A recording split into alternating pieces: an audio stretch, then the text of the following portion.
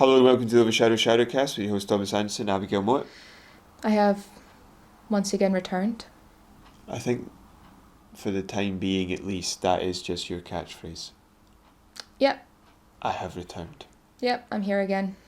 Have you been playing anything? Nope, I've not been doing anything this week. I worked, now I'm on holiday. Oh, that's nice.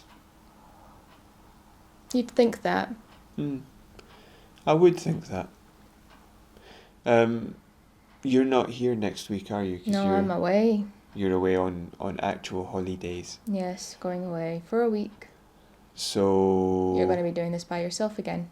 Yeah, and then you'll be back again. Using your patented catchphrase. I'll be back. I'm back. Hi, I'm back now. So, I'll just talk about what I've been playing then, and we can... And I'll sit back and listen. And we can get to the main story we want to talk about. So most of what I've been playing this week has been Forza Motorsport 6. I spoke about it last week. I spoke about how I don't feel like the game is giving the feedback that it should be, that I'm finding it very difficult to learn what I'm doing wrong. A lot harder than I did in 5, even though 5 was the first Forza I played. I still feel lost a lot when I start skidding out and spinning out and stuff like that. And I've been thinking it through, and I realised that with this level of assists off on this difficulty, I think I might even have been a step up in difficulty in 5. I was having a lot more fun. I felt like I had learned the game by that point and was executing on what I'd learned rather than still learning. And not this point in number of hours played, but this point in progress through the campaign, as it were, because there is a set of races to play in, something of a campaign.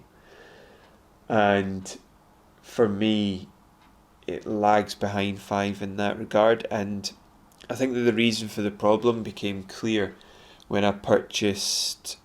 there's 2 vehicles in the game that I purchased that were both very, very, very high end, that just didn't seem to be operating anywhere similarly, even though they logically should.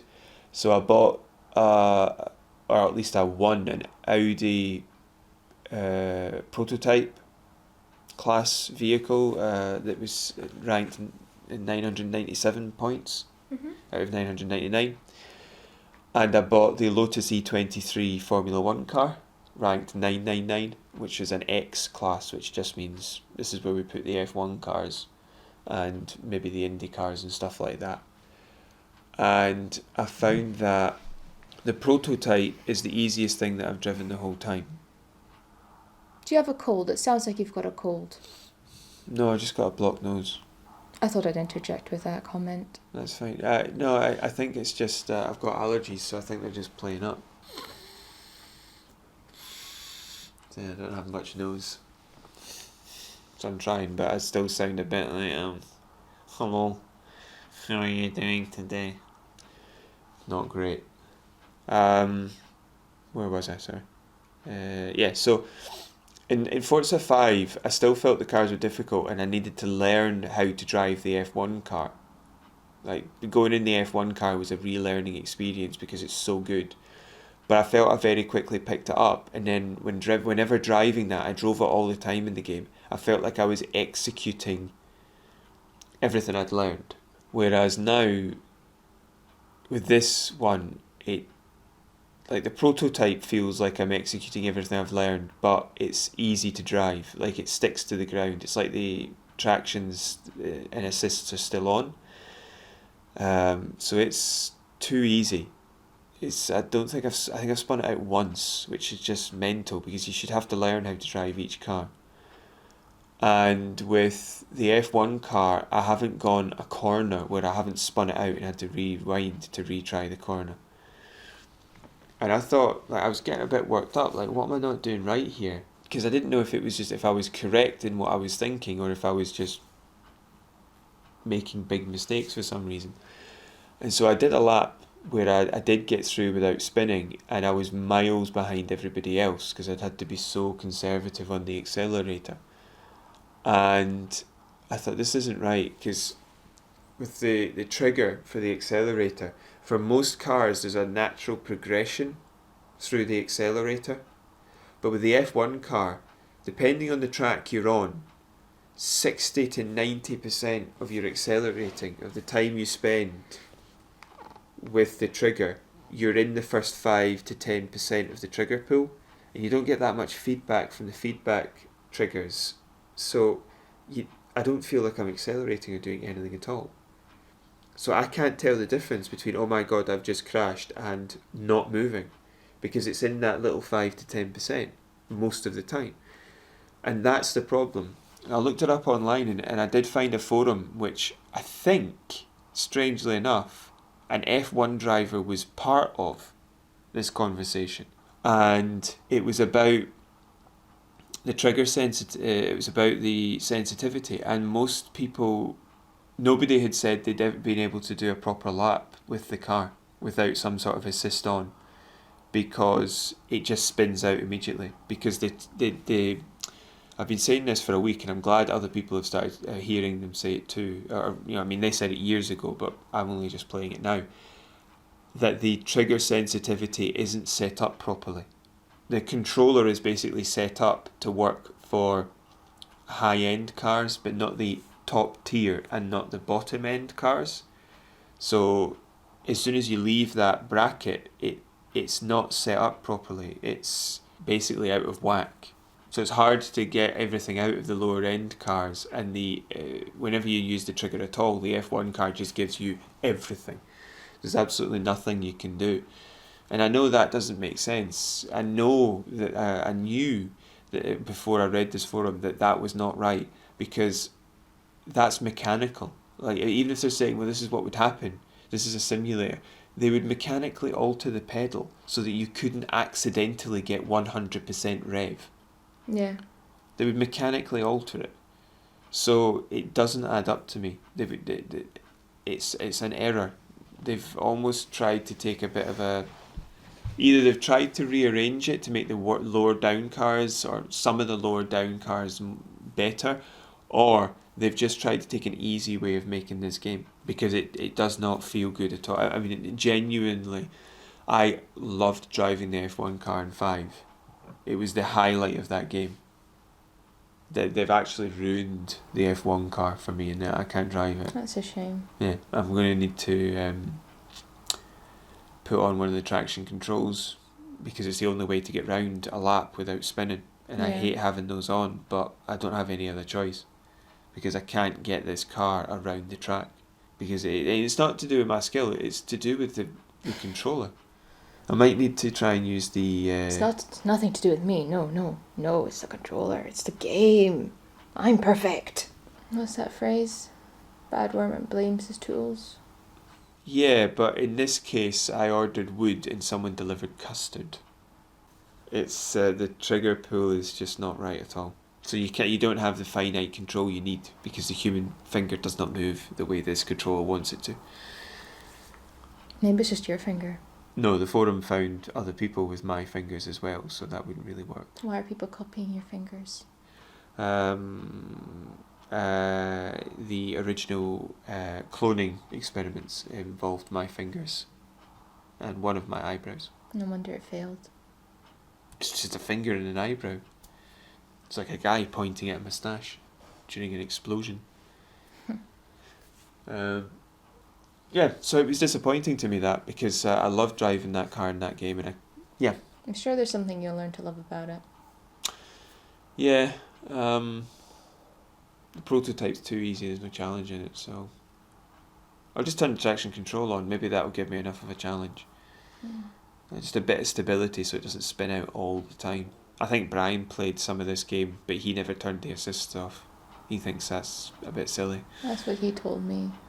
You know, like last time I was here, he said that most people play with the assists on and doesn't really take them off or something like that. Yeah, I like to try and work my way up to taking as many off as possible. Yeah. But, yeah, that's just me. And you haven't been playing anything? Nope, I have not. So, shall we move on? I suppose so. Okay.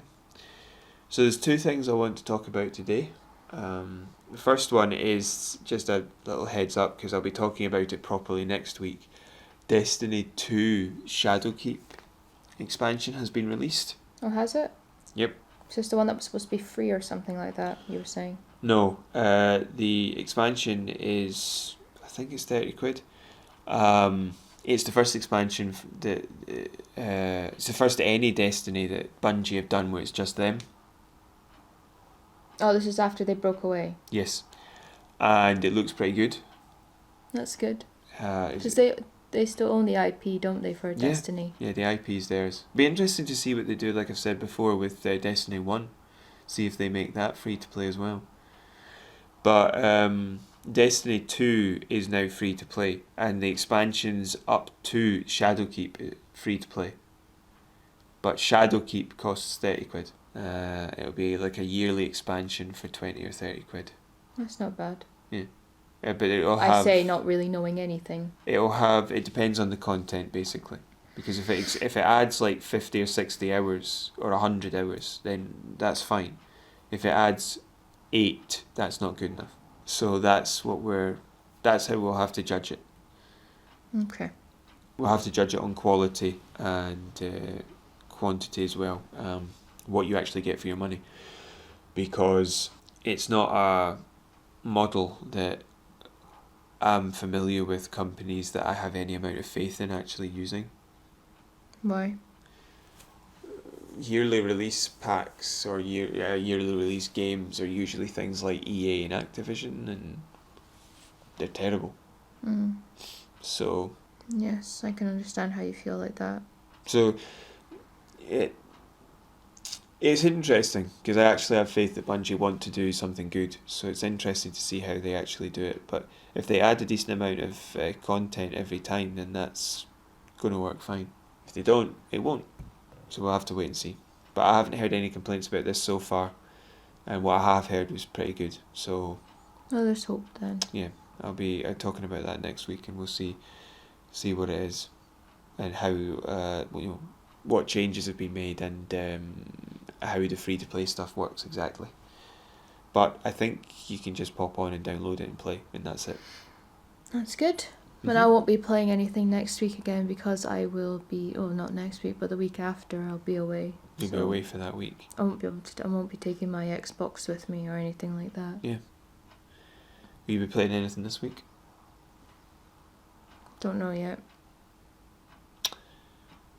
Well, if you do, you can put some thoughts in the agenda, and then I can try and relay them. Maybe. So I don't know what I'm doing this week, so I don't know. So will we move on now to the big story? If we must. We must. And I'll be pretty much quiet through all this one as well. So I don't know anything. Just learning, just absorbing all the information. Yeah. So this is the story of Japanese game development and its effects on the industry. So essentially, how Japan, to be exact, the question was to discuss the dominance of Japan in the gaming market and their influence. Yes, but this drove me crazy because you wanted me to sum it up in four lines, and I was like, no, you can't do that. 4 lines. You said to me, how would you describe it in four lines or something like that? You even asked Brian that a couple of weeks ago. Yeah. Right, so that idea is basically just you have to have enough information to draw a conclusion, otherwise you don't have enough information. That's how you know if you've got enough information. So it's basically just, do you have enough information to draw a conclusion? Well, I think that my conclusion was, can I give the conclusion before I give the story? If you feel that that's the best way for My you to do it. conclusion is that, I wrote it down, where is it? Probably on a piece of paper. In your head. Yeah, so I wrote this down like 2 weeks ago, and basically I said a lot of games developed like in Japanese markets have become franchises. You know, like look at Pokemon, the game came out in 96 and the trade and the anime came out in 97. And that's been one of the biggest lucrative properties in probably the history of anything apart from Harry Potter. think probably Harry Potter's made more money than Pokemon. Actually, I don't know if that's true or not. Star Wars, I would guess. I don't think so, actually. I don't think Star Wars has made more money. The reason I say that is because it's similar in its gaming properties. It's obviously the other way around, movies first, but it's similar in its gaming properties. But the thing about Star Wars is, apart from since EA got their hands on it, you could always sell a Star Wars game. It was the property where if you made a decent game with Star Wars in it, people taste it.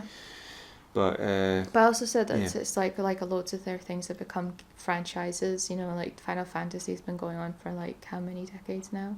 And off the back of that and things like that, you got like Kingdom of Hearts, but that's again like, well, I suppose that's incorporating Disney property, isn't it? Sorry, Kingdom Hearts. Kingdom Hearts. Shut up.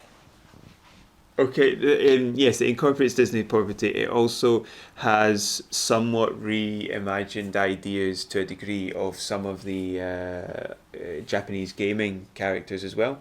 Yeah. So it will have some Final Fantasy-esque characters in there too. But also, it's like a lot of the gaming stuff from Japan has become very ingrained in Western culture as well. Yeah. People cosplay as characters from these games. Yeah, but there's also the fact that if you think of Italian people, you're kind of... Somebody's going to say Mario. I know, they have, I don't think, they've unintentionally created the biggest stereotype of all time, I think. Yeah, I know. I remember watching or listening to a podcast from a number of years ago now, about... It was Vinnie Caravella from Giant Bomb, because his ancestry is Italian. I thought you said for a second Cara Delevingne. Wow. You've jumped there, haven't you? I really wasn't listening to what you were saying. Sorry. I just heard the same sound patterns as Cara Delevingne. Vinnie Caravella, because his family ancestry, even though he's an American, is Italian. And he was wondering whether or not Mario was actually like the most racist caricature of Italian people. Not deliberately. He was just wondering if it had been done accidentally. But like, is Mario supposed to be a complete moron? Because he just runs around headbutting stuff, shouting Mario. Like, is he supposed to be an absolute idiot? And I think some people pointed out that no, because in the other IP he's actually quite smart, but in the games even, I think Luigi is supposed to be quite smart. Yeah. And he's Italian as well, obviously. So I can see that Nintendo had to handle that just right. Otherwise they'd be in quite a bit of trouble. Mm-hmm. But they got it bang on. But I suppose it's also one thing, it's the fact that people keep trying to make movies out of these games. Oh, yeah. But what I will say is because they want to capitalise on it as much as possible, and even though it constantly backfires, they're constantly trying it. I'm not sure if they tried a lot of live action movies in Nintendo. They did. No, I mean Pokemon was new. That's the only one that's live action, the recent one, right? Detective Pikachu. Yeah, but that's not really. I suppose, yeah, but I've never seen it. I didn't watch it. What other ones are you thinking of? I'm thinking of Mario. I'm thinking of Resident Evil. I'm sure wasn't that not a game before it was a movie? Yes. There's loads of them. But it wasn't a Nintendo game. I can sort of see them in my head, but I just can't think of what any of them are. You know what I mean? No, I know what you mean. It's just that They've also been made into television shows. Resident Evil was Capcom, not Nintendo. But I'm talking about like games in general. Well, actually, the reason I'm picking out this is because, while you're right for a lot of other things, Nintendo actually are different, because they made Mario in the late 90s with Bob Hoskins. The one where he allegedly was famously drunk the entire time he was filming that. Yes, and basically they had such a terrible experience doing it that they haven't entertained any attempt to try and put Mario back in live action because of it. And I think about it, the Pokemon movie would be probably... Did they not make a TV series about Mario? I remember they did, an animated series. It was animated. See, that's fine.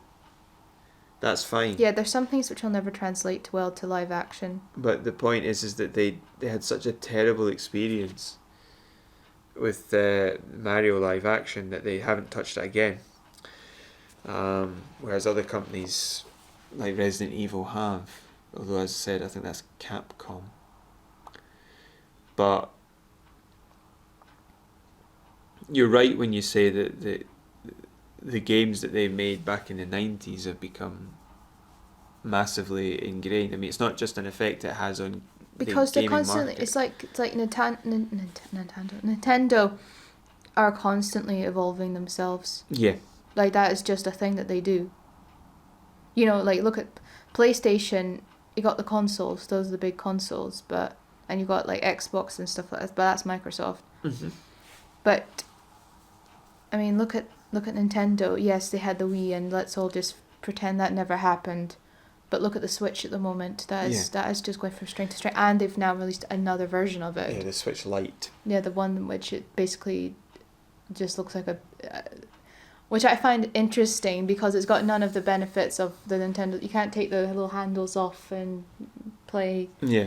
It's just a handheld console. It's like a giant Game Boy Advance. Yeah, that's what it is. It's just a giant Game Boy Advance. Or the Wii U touchpad. Yeah, I don't even remember what that was. But I was just thinking from what you were saying there that if you have a look at Sony and Nintendo, the consoles, right? Yeah. Nintendo are they're obviously constantly changing. They had the 3-horn controller, then they had the tiny GameCube, then they had the Wii, take your eyeballs out, then you had the Wii U, which everybody promptly forgot, but it had 2 screens. Now you've got the Switch, which is an evolution of the Wii U. Completely different stuff from the normal consoles. But even if you look at PlayStation, their controller, the 6-axis controller with a touchpad, that's different as well. You know, like Microsoft by comparison is just like the base market thing. It doesn't really have anything innovative, really, in comparison to what the others have. It might be more powerful, but that's about it. When it comes to its hardware, it's not really chopping about with anything interesting. They tried it with the Kinect. Ugh, didn't work. I'm trying to remember what the Kinect was. I can't think of on the top of my head. There's a camera so you could act out what Oh, you were right, doing. yeah. Just ridiculous. Didn't work at all. So, in that point of view, they control that, Japan. They dominate innovation because nobody else seems to be able to get it right in the actual consoles. And you were mentioning that they're able to franchise an awful lot of what they do. Yeah. Sonic, Mario, Final Fantasy. Yeah, so look at Sonic. I mean, that's like another big thing. I mean, how many incarnations of the animated television series was there? Yeah. I mean, the games have somewhat become a joke. Yeah. But and also, let's not speak of the movie with the human teeth. Pray a moment's silence, please. That'll do. So, that was for Sonic. So, I remember when we spoke about that episode called Iconic Sonic. And he was creepy. He looked like he looked like an actual hedgehog with delusions of grandeur, not a cartoon. He just looked like it's the same stupid thing they've done with the Lion King. They've tried to make it look as realistic as possible, but adding in like just facial movements that humans have. Or if you're going to make a cartoon, make a cartoon. Who cares if it looks realistic or not? It's a cartoon. Everybody knows what Sonic looks like. Everybody knows Sonic does not look like an actual hedgehog. He's blue and stands on 2 feet with red trainers and massive white gloves like Mickey Mouse. Yeah. For years I didn't understand that was spines on the back of his... I didn't even know he was a hedgehog for a long time when I first saw him. I thought that was supposed to be his hair or something like that. I didn't realise it was supposed to be spines or spikes or whatever it is. I think it's spiky hair it's supposed to be. So after my massive rant on Sonic the Hedgehog. Yeah, as I was saying about the franchising, I've noticed that a lot of Western companies who are just aiming for the money are trying to do that as well. I suppose everybody's got like the kind of like their own identity. You know what I mean? Like a lot of Western companies, they go in a different direction. I think sometimes the Japanese games, because the Japanese market has got to like capture like the cutesy element of gaming with like Mario and Sonic and like it's very hammed up. If you get what I mean, like the storyline is hammed up. It's also more difficult. A lot of the games are an awful lot more difficult. Like Yeah. difficulty is just something the Japanese do. Yeah, but also I forgot to mention, to the best of my knowledge, Mario's the only one where you can create your own levels. Yeah, Mario Maker. So that's another like development where you can do your own thing. When it comes to that, it's not just that they've managed to resell their old games or anything like that, or remaster them or reskin them. What they've actually done there, Nintendo, is they created almost an entirely new genre. They innovated what they already had. Like, instead of having people play all these levels, let's have them make them. Yeah. That's more innovation. I sometimes think that, you know, as people try to change things quite a lot, but Mario, to the best of my knowledge, has kind of stayed the same in terms of the kind of... Yes, they've branched off into like Mario Kart and things like that, but for the basic level is kind of like the same principle as it always has been. Yeah. The villains are pretty much the exact same. They've not constantly been trying to incorporate new villains into it. Yes. Which is nice to know. Yeah. Because it shows that people, like, if you make a good quality product, people will play it. Aye. And generations will play it. Because if you played it as a kid, you'll introduce it to your kids or your nieces or your nephews or whoever. Yeah. I mean, looking at Mario started in 96 with its 3D on the N64. That was its first 3D outing. They're very similar in mechanics, you know? You jump on stuff, you go boop. You try not to die. You collect stars or moons or shines or whatever it is now. Moons, sorry. And that's it. You know, it's very similar in that regard. But they try and innovate in other ways. Like in Odyssey, they've got the hat that allows you to become other things. Yeah, and like gameplay, they're not but like you say with the gameplay or like new consoles, which means you can play it differently and things like this, and like Mario Maker, so you can actually create your own ones, and then you're competing with your friends and your family. Yeah, the base or game, by yourself. Yes, you're competing by yourself, but if you're a lonely person like me, you'd have to be competing with other people. You can't compete with yourself. But true. I'll wear a different hat. Like Mario does. Yeah. I'll wear a different hat and then I could be a different person. Put a wee moustache on. Just get one of those fake ones. Yeah. But, you know, because the core base gameplay mechanic is still there. You run, you jump, you bounce on something, on a Goomba, and that's it. But they then add a little bit extra around it. Yeah, because I think with Sonic they did... I don't know if they didn't keep that the same, because I think they changed it quite a bit. They added really weird storylines in it. They tried to put Sonic in a situation. They didn't create a situation around Sonic. They put Sonic in situations, in games, if you get what I mean. Yeah. So with like things like going back to Mario, they create situations for Mario where Sonic, they create a situation and they put Sonic in. Right. You know what I mean? Yeah, no, it's I not see. focus. There are games which focus on the character, and then there's games which focus on a story and then incorporate a character. Yeah.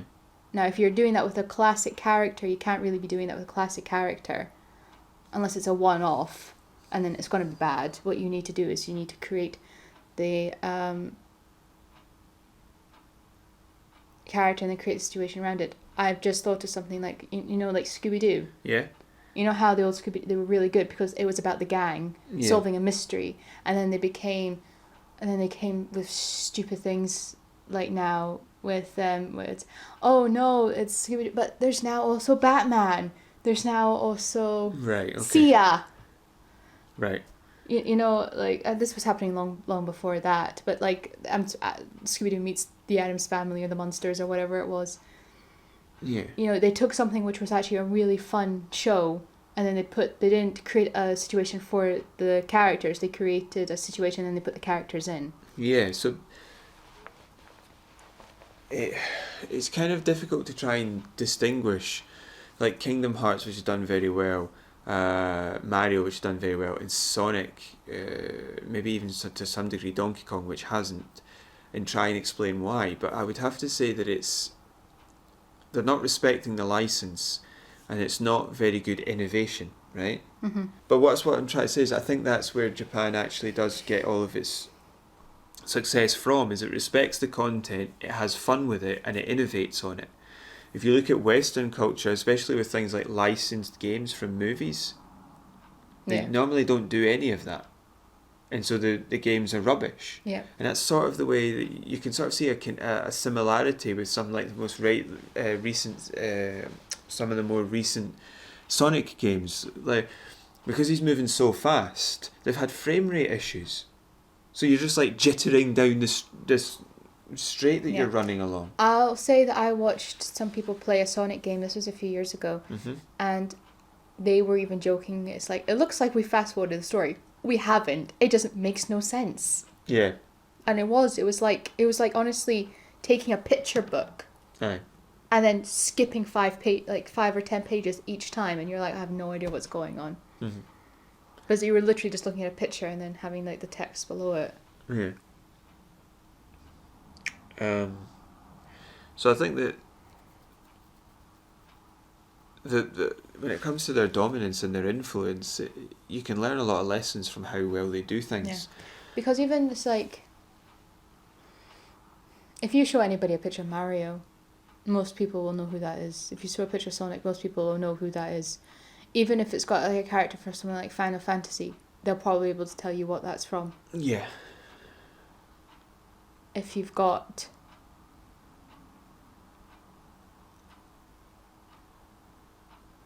like, if you ask somebody to name 5 characters from Mario, they probably do it.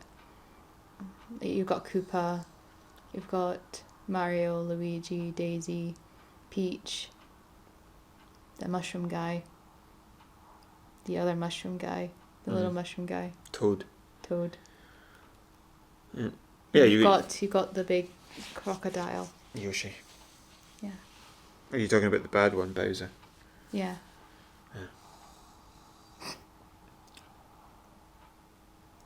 Got the little guy in the cloud for Mario Kart.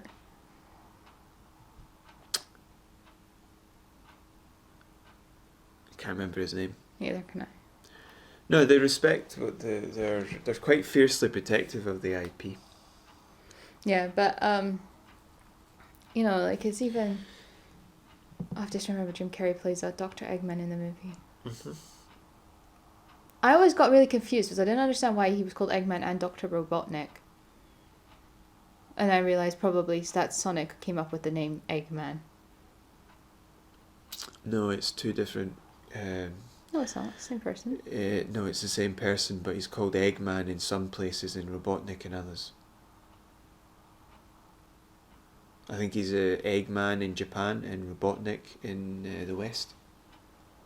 They renamed the character. That's interesting. Yeah. Knuckles, Amy, Tails, Evil Sonic. Yeah. Robo Sonic. Robo Tails. I don't know.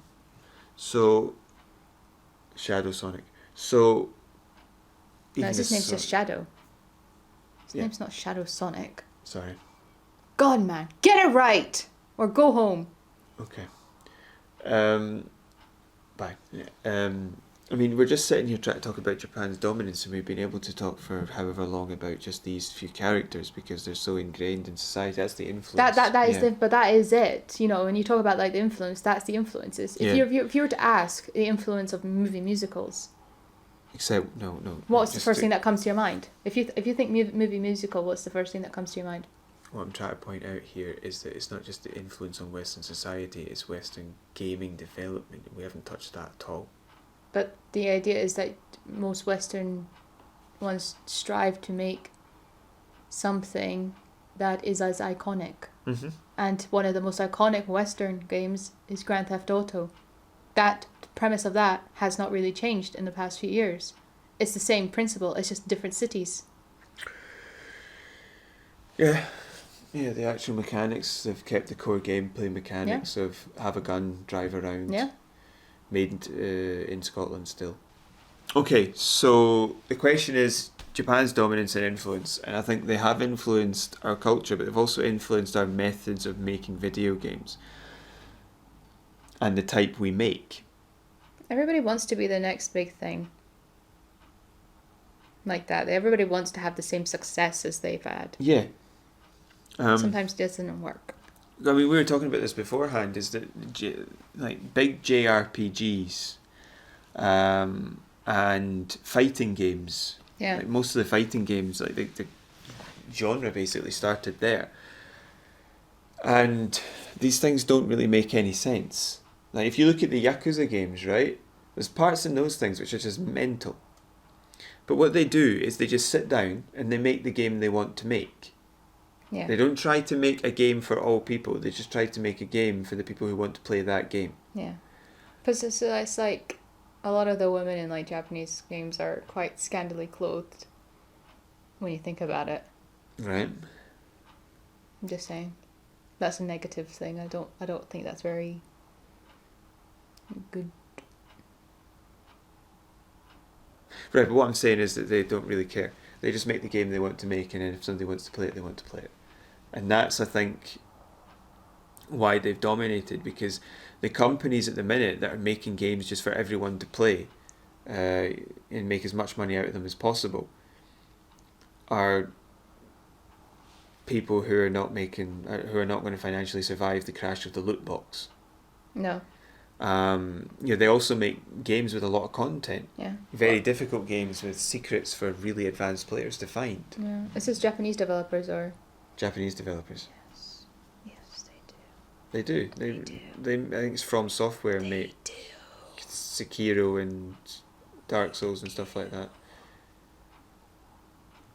So I think the reason that they dominate is because they're happy to just, like I said, they just sit and make games. They also have an internal market that will buy a lot of their games. So the external market is basically just extra money. You look at things like the Sega shop. They have a shop, like with arcade machines in it and all that sort of stuff. Mm-hmm. Which means internally they do very well for themselves. Yeah. But like going back to like saying like everybody kind of wants to have the same success. I mean, yeah, there've been loads of games out there with like, number 12 or whatever games, but they've just kind of like gotten worse and worse as they've progressed. Like FIFA and stuff like that. Yeah. Well, if you look at like this list, was it Resident Evil 7 or 8?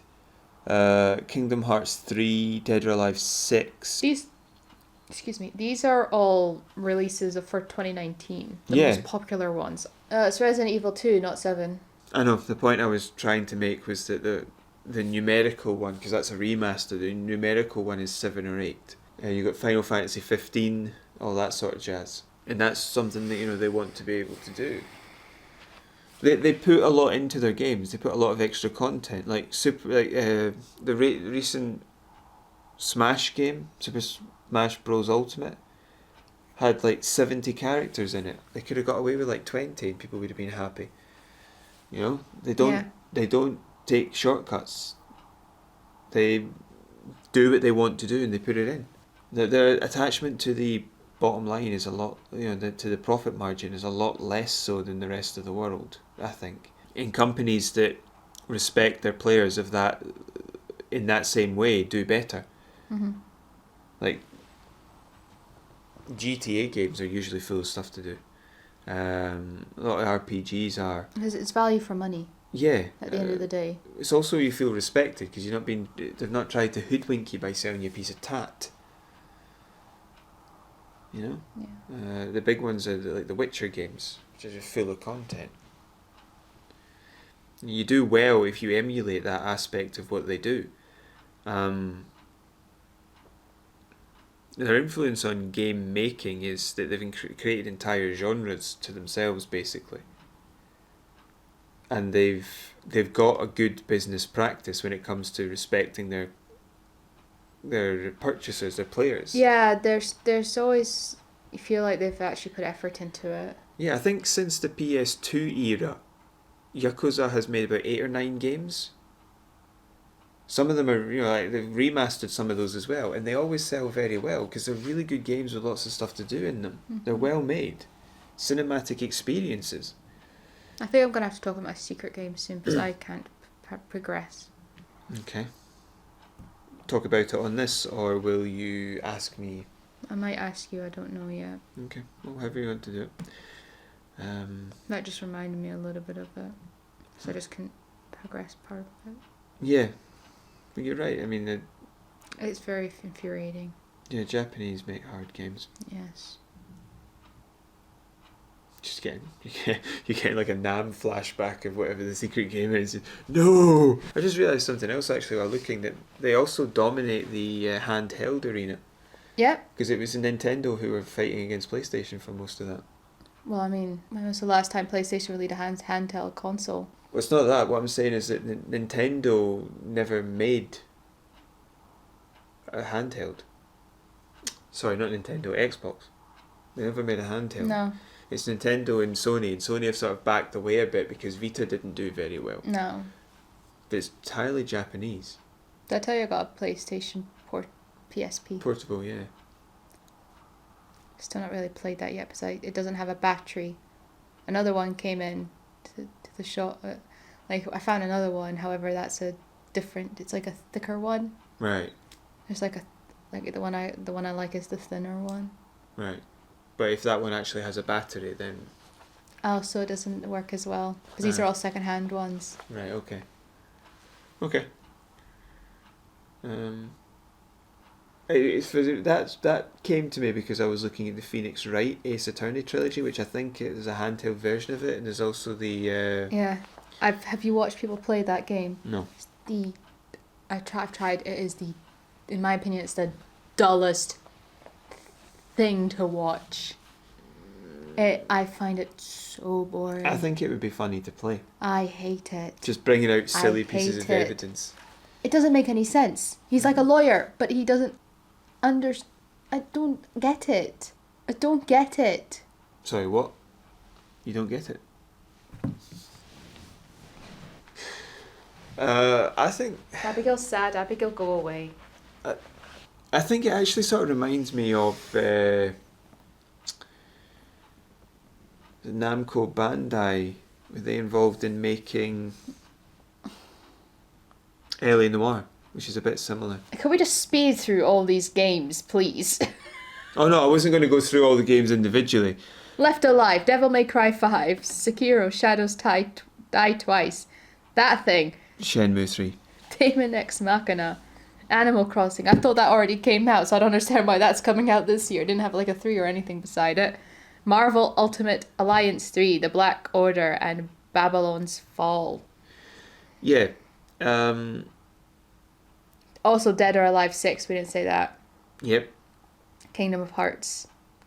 I swear it said Kingdom of Hearts. Whatever, you can have it. I'm tired of trying to fix that. I think it's Kingdom Hearts. Right, so there's a couple of other notes that I've written down here, or you've written down for me on here, right? Next to Devil May Cry 5 is censorship. That's a fighty game. Yeah, so that's a bit weird because it's not a fighting game, but it has fighting in it. It's a button mashery type thing. But what's interesting for me is that Sony have got this weird censorship rule, which meant that they had to, in certain areas of the world, like hide a bottom that was on screen at one point. It's a bit weird. It doesn't fit with them being in charge or their dominance because it's not something the rest of the world is copying. And it's especially odd considering that some of those Japanese games that they have only in Japan are just weird. Dead or Alive. No, worse than that. Like really, really weird. So for that to be censored, to me, it was very, very strange. But one thing that I think does fit into it is the other note I've taken here, which is Resident Evil 2 remastered, right? Mm-hmm. I think that that's not remastered. I mean, that's what remade. They remade that from the ground up, that game. And they have a habit of doing that when they want to revisit old stuff.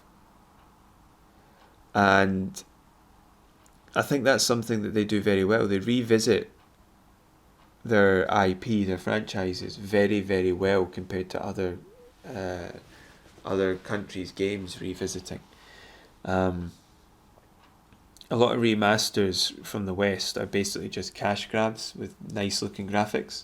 Whereas they have, in this case, they've actually bothered to redo the gameplay mechanics because they felt they needed a bit of a do-up. They couldn't go from where they were to where they wanted to be with just a re-rendering. So they've also remastered the Final Fantasy games to put them on modern consoles. Similar to like Halo. And that's fine.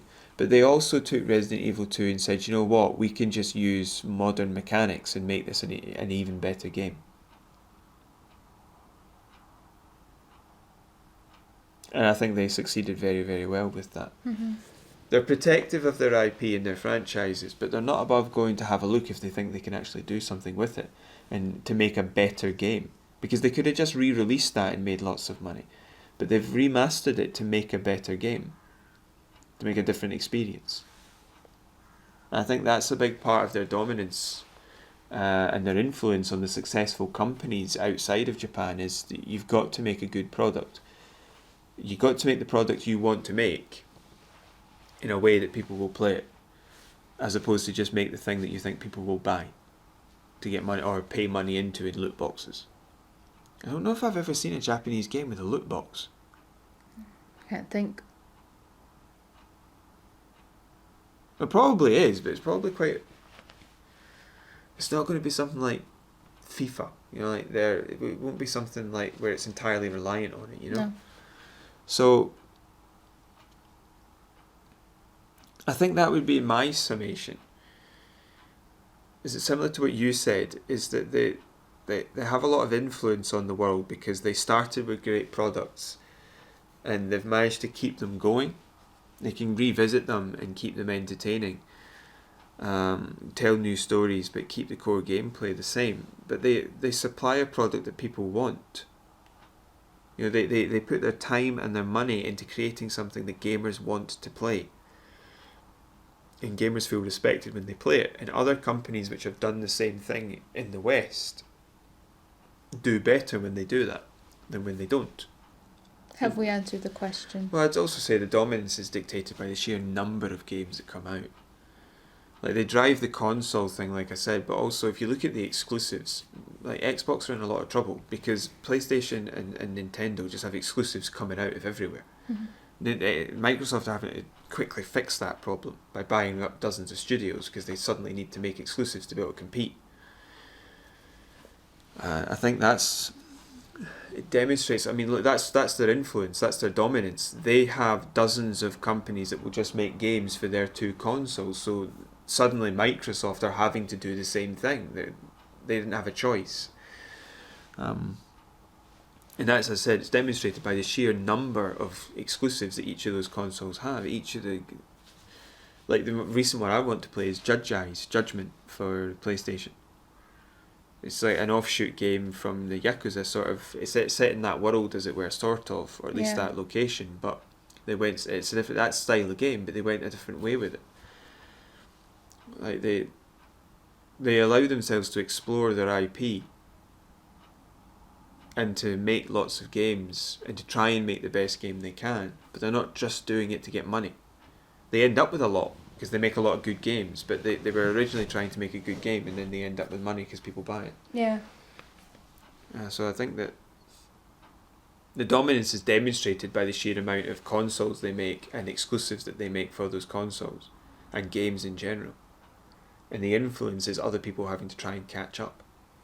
And the fact that they've made entire genres of games and other people are trying to catch up. And the fact that people want to play them. People want to play the exclusives that the Japanese make. They want to play them. That's why the people that I know who got a PlayStation 4 or a Switch got them. They wanted the exclusives. They didn't want to play FIFA on it. They wanted to play the exclusives on it. That's why they got that console. And so that drives gamers to buying those. I think, also things like Monster Hunter World and all that sort of stuff. I think that most people buy a console with some in the back of their head on what Japanese consoles or games are going to be. Some people just get an Xbox and that's just what they get, whatever. But that's the competition really, is Japanese exclusives against some Western exclusives. So when you buy a console, if you're a gamer, you sit and think about what Japan's doing. I suppose so, yeah. And that's a big part of their influence as well. What do you think? No, I agree. Yeah. So... Have we answered the question? I hope so. I mean, we kind of went a roundabout way of doing it, but that's part of a conversation, isn't it? You just end up branching out and then try to come back. It's a bit like a tree. Hopefully the questioner will let us know whether or not we've missed anything. Yeah, let us know, James. Have we answered it? And your opinion on the answer. And hopefully we can just take it from there if there's anything else he wants us to bring up. You can leave a comment down below. Leave anything you want. We'll... just say whatever it is you want to say, we'll deal with it if we feel we need to. But I think that's us for today. Yes. So we hope you enjoyed this episode. I enjoyed talking about this actually. Kind of delved into a few things I didn't realise I was thinking. I'm glad you had fun. You? This is interesting to talk about it. So you can leave a like underneath this video if you enjoyed it. You can also subscribe and click the notification bell so that you'll be informed whenever we post any videos. I think we're getting quite close to having actual gameplay footage. You can leave a comment down below, just say whatever you want, ask us anything, make any comment on anything we've said. It's all welcome. You can also follow us on Facebook at OverShadow.ShadowCast, and you can contact us through email at overshadow.shadowcast@gmail.com. All the links are in the description below. Right, so we hope you've enjoyed this, but I'm going to say goodbye now. Yeah, all that leaves is for us to say goodbye. Goodbye.